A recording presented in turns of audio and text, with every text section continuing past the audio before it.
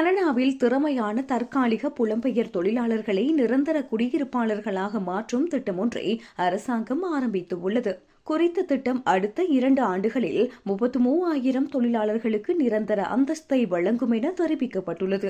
2025ஆம் ஆண்டில் 2.1 மில்லியன் தற்காலிக குடியிருப்பாளர்களின் அனுமதி காலாவதியானது எனவும் 2026ஆம் ஆண்டில் மேலும் 1.9 மில்லியன் பேர் தங்கள் அந்தஸ்தை இழக்க நேரிடும் எனவும் அரசாங்கத்தின் தரவுகள் தெரிவிக்கின்றன. நாட்டில் ஆவணமற்ற புலம்பெயர்ந்தோர் அதிகமாக இருப்பது குறித்த கவலைகளை இது எழுப்பியுள்ளது.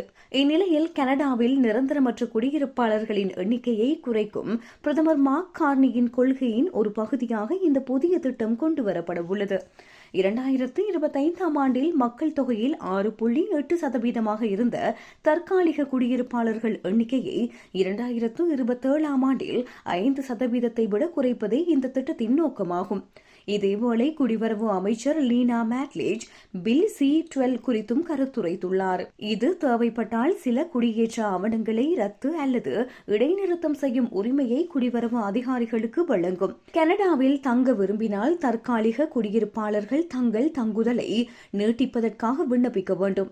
இந்த விண்ணப்பங்கள் நிராகரிக்கப்பட்டால் அவர்கள் நாட்டை விட்டு வெளியேற்றப்படுவார்கள் என தெரிவித்துள்ளார்.